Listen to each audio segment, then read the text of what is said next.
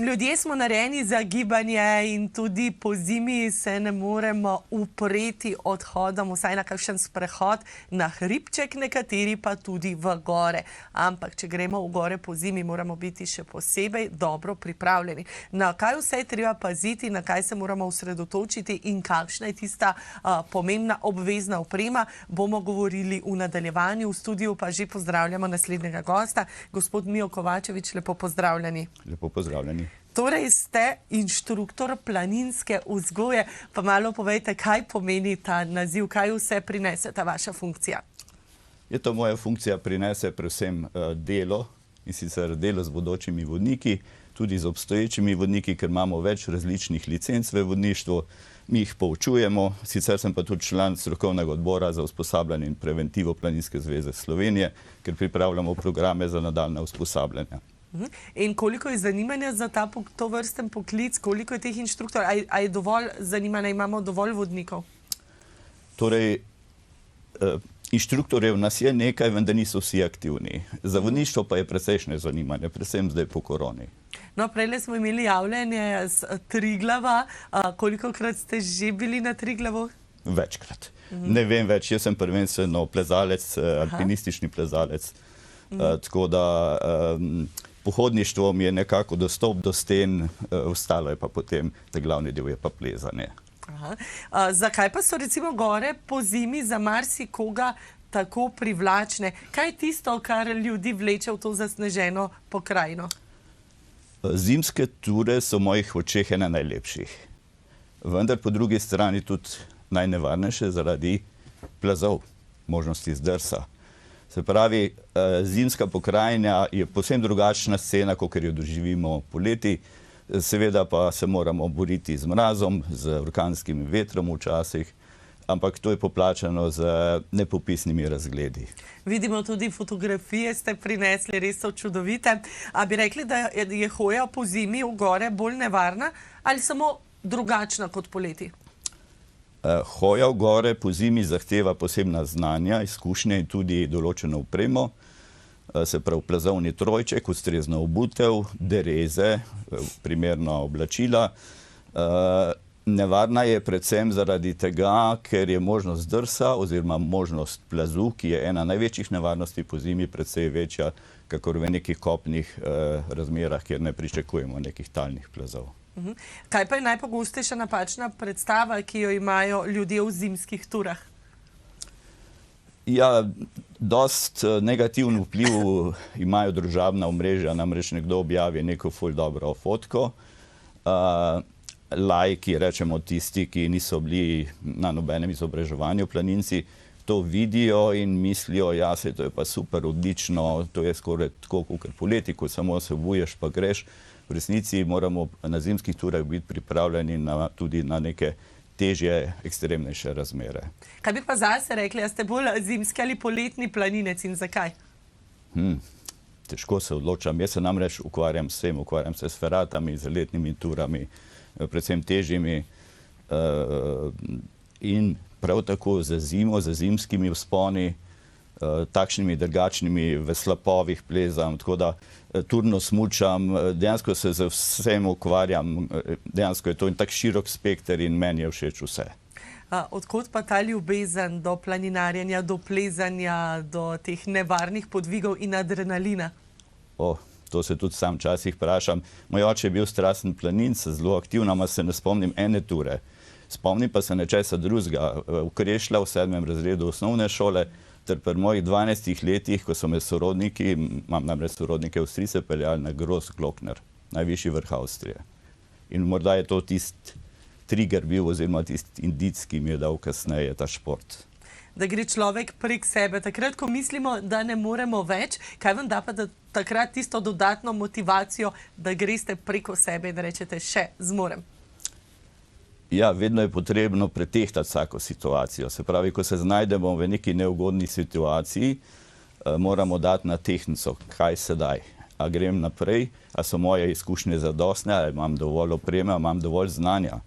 In pa predvsem tudi psiha. Namreč naši možgani so komandant našega telesa in če možgani rečejo ne, dajmo jih poslušati, obrnimo raje. Tako da po pameti bi rekel. Če recimo poleti redno hodimo v gore, a to pomeni, da smo samodejno pripravljeni tudi za zimske razmere? Ne, sploh ne. Zimske razmere zahtevajo posebne izkušnje, kilometrino in tudi neka znanja. Zato priporočamo planincem, se pravi laikom, da grejo na izobraževanja, da ne grejo kar tako, in pa predvsem, da ne grejo sami kar tako po zimi na neke zahtevnejše ture. Ne mislim to po Rogli, po Pohorju, po Kopahama, za resne terene, v strmejše terene ter visokogorja. Se pričakuje, da nekdo že nekaj zna, da zna uporabljati opremo. Namreč cepin ni sredstvo za naslanjanje, je predvsem pripomoček za zaustavljanje. A katere pa so največje razlike pri hoji po zimi, recimo teren, oprema, kaj vse? Zahtevnejša hoja je, nevarnost drsa je precejšna, obuvala so drugačna, zimski gojzarji, se pravi zimski čevlji so z togim trdnim podplatom, imajo noter jekleno upornico. Ne hodimo po zimi z mehkimi čevlji, znati moramo uporabljati dereze, ki so naš prijatelj ali pa zavetnik številka 1 do našega zdrsa. V primeru zdrsa so naš sovražnik številka 1, ker z njimi lahko poškodujemo osebe okoli sebe ter tudi sebe. Ko zapnemo z derezo za skalo, nam polomi noge in tako naprej. Pa po zimi je hoja seveda tudi počasnejša. Tudi to moramo računati. Dnevi so hoja krajši. počasnejša, napornejša. Svetli del dneva, se pravi tisti del dneva, kadar sonce sije, je precej krajši in moramo to vzeti v zakup, se pravi startati moramo zelo zgodaj. Če gremo v strmejše terene, moramo biti pozorni na osončene stene, tam se začne potem, ko sonce posije gor, mehčati sneg in to sproži lahko tudi plaz, spontani plaz ali pa ga nekdo drug sproži, živali, ljudje. Kako pomembna pa je tudi psihična pripravljenost za hojo v hribe tudi po zimi? Vsekakor. Psihična pripravljenost je nujna, vendar to ni od danes na jutri. Zato je, tako kot pri ostalih aktivnostih v gorah, tukaj pomembna postopnost. Se pravi, da ne gremo kot mestni ljudje takoj na Triglav. To je povsem napačno, ker se nam bojo hribi zagabili in ne bomo nikoli več zahajali v gore. Velikokrat vidimo, kakšne tuje turiste ali pa tudi slovenske, kako grejo v takih baletnih čeveljcih recimo v gore, ker se zdi nedoumljivo.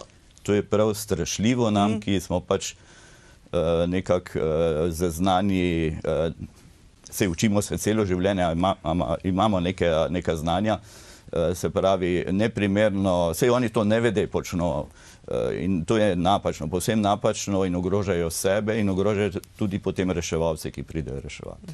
Poleg tega, da ogrožajo življenja, je tudi povzročajo velike stroške, a ne pa še marsikaj bi se lahko o tem govorilo, ne? Ja, vsekakor. Pa poglejva, brez katere opreme po zimi res ne gre. Omenili ste dereze in danes včasih dobiš že v vsaki supermarketu dereze, ampak zagotovo tudi dereze se razlikujejo in potrebno imeti prave dereze. Tako.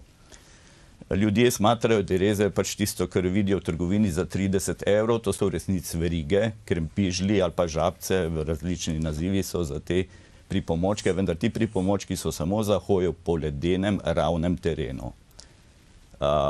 Prave dereze imajo velike zobe, 12 zobov ima vsaka dereza in te dereze so primerne potem za vse vrste terenov. Se pravi, verige ne sodijo ne v visokogorje, ne v zahtevne terene. Kaj pa krple? Krple, ja, krple so pa in dodatek. Recimo turni smučarji imajo smuči na nogah, s katerimi lahko hodijo za razliko od alpskih smuči. Krple so pa za pohodnike, tako eni večji plastični kosi, ki jih damo na obuvalo in omogočajo to, da se nam v mehkem snegu ne udira. Te krple imajo spodaj tudi neke vrste zobe v stilu derez, vendar to ni namenjeno za neke strme naklone, pač pa bolj zmerne naklone, kjer običajni planinci zahajajo. A dereze priporočate, da jih imamo kar celo pot obuto ali samo takrat, kadar so kakšni ledeni predeli?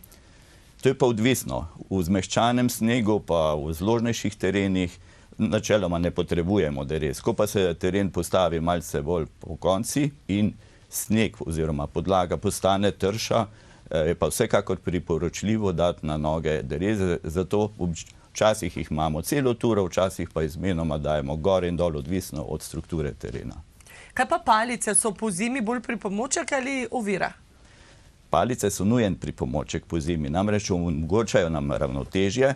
Zimske palice naj imajo velike krplje, to so tisti krogci na dnu, namreč one z majhnimi krogci so samo letne palice in so po zimi slabo uporabne. Izjemnega pomena je zagotovo pravilna obutev in katere napake ljudje delajo, recimo, če se osredotočiva kar za pozimi. Poletje je jasno, ampak pozimi je pa malo drugače. Napake so predvsem te, da jemljajo neke tevike oziroma neke lahkotne čevlje, včasih celo vidimo nizke čevlje. Zimski čevelj mora biti visok čevelj. Čez gležen, kaj ne? Čez gležen, tako. Naj bo iz takšnih tako narejen ta čevelj, da ima čim manj šivov, zato da preprečimo možnost vdora vode, vlage v sam čevelj. Mora biti eno številko večji od letnega čevlja, oziroma od številke naše noge, to pa zato, da nas ne stiska, kajti če nas stiska, nas bo zeblo prste. In to ni v redu po zimi. Kaj pa oblačenje? A je pomembno, da se tudi po zimi oblačimo po principu čebule, torej da imamo več plasti ali manj pa te bolj tople?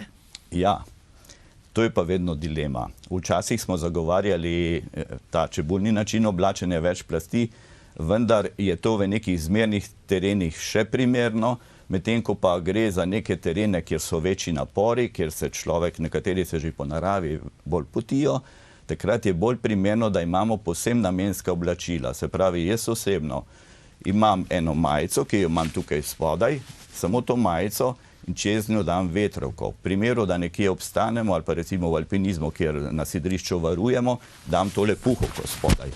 Prava puhovka, taka s pravim puhom, in to zadošča do minus 30 stopinj, da stojiš na mestu tam statično tudi po pol ure, 1 uro, oziroma če bi bil potreben bivak. Torej, tam, kjer so napori, je boljše, da uporabimo neka namenska oblačila in manj slojev, medtem ko pa pohodniki v zložnejših terenih, ki niso tukaj naporni, uporabljajo še vedno oziroma prakticirajo ta čebulni način oblačenja, ker imamo več slojev na sebi.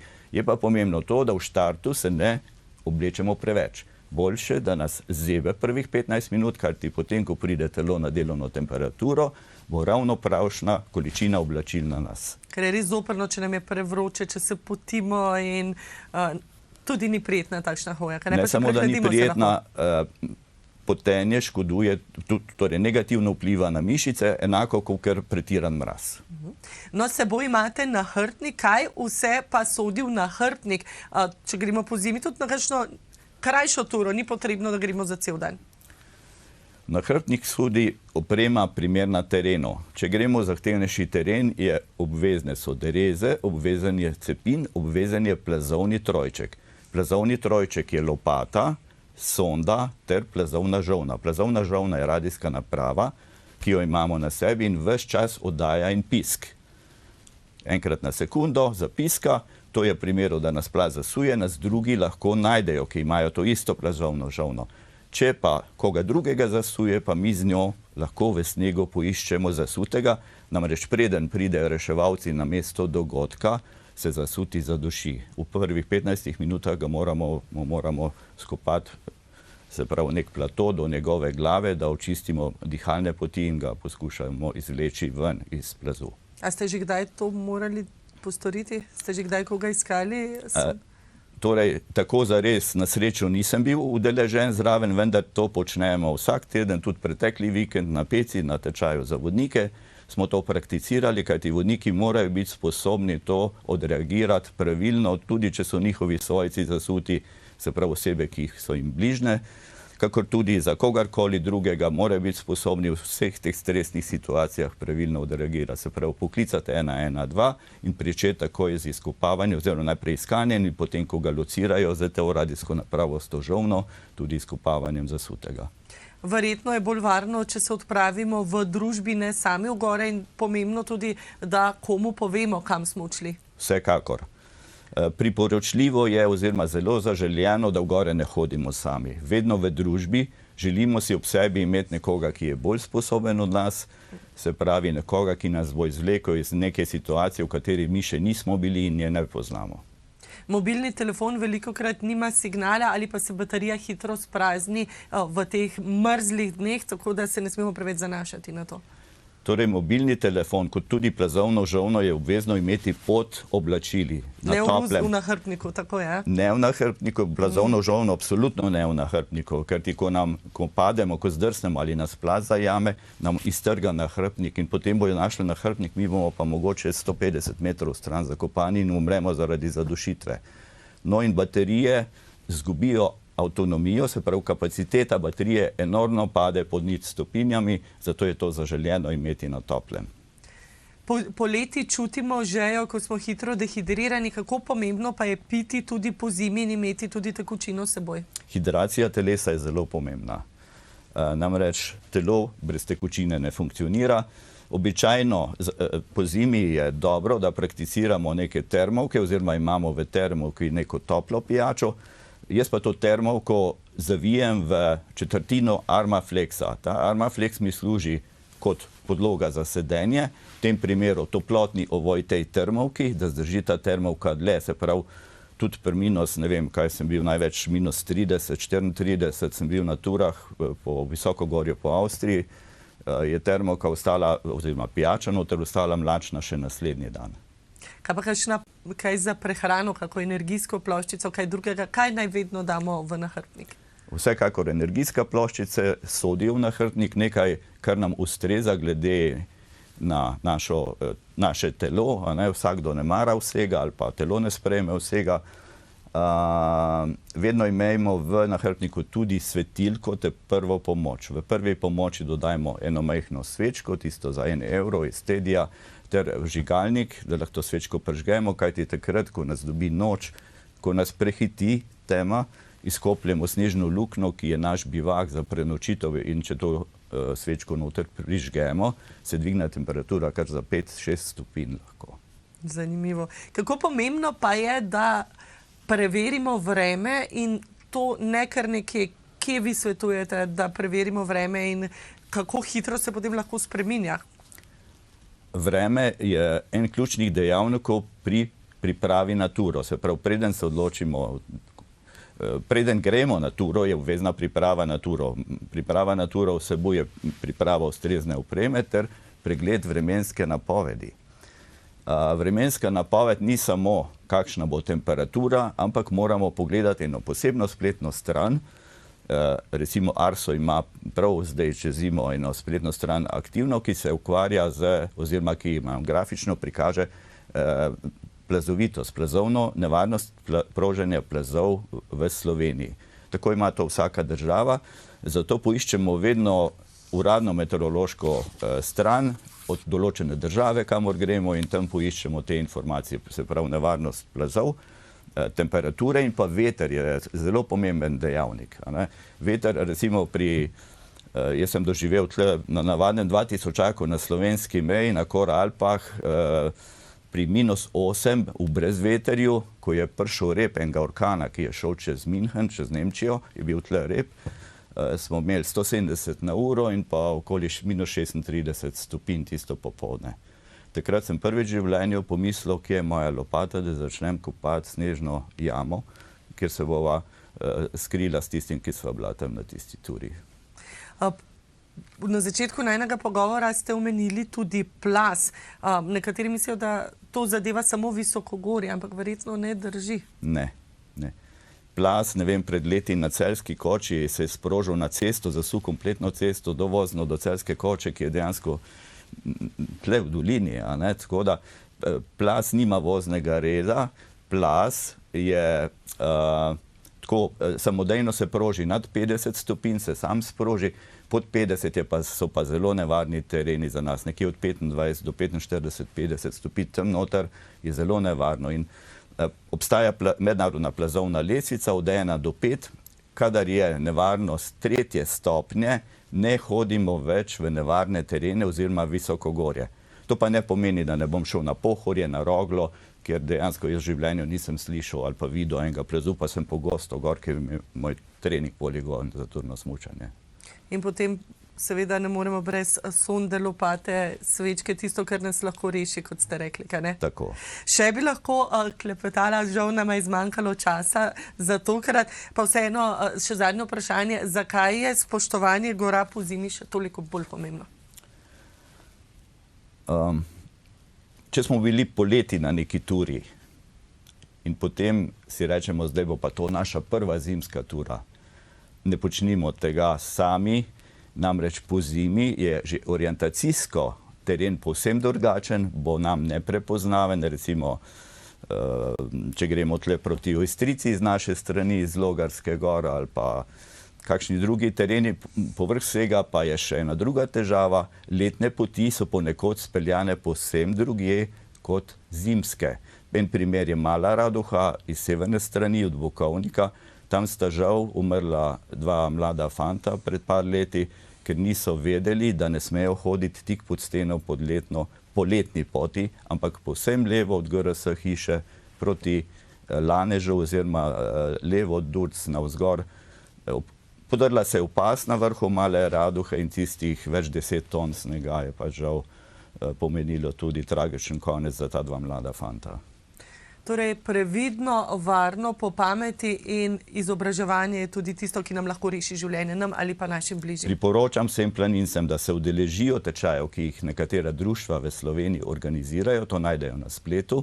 Skoraj vsak vikend je nekje tečaj prav za planince, namenski tečaj, kjer bojo dobili osnovne informacije o uporabi opreme, nevarnostih, orientaciji ter tehtanju, kdaj ja naprej, kdaj pa nazaj, kar je pa najtežje včasih, prav obrniti na turi, pa nisi dosegel vrha. Pa to ne pomeni, da si kaj manj vreden, kaj ne, ampak si rešil življenje. Prav nič, življenje je samo eno, narava je predvsem močnejša od nas, predvsem po zimi. Najlepša hvala, da ste si vzeli čas za pogovor. Hvala tudi vam.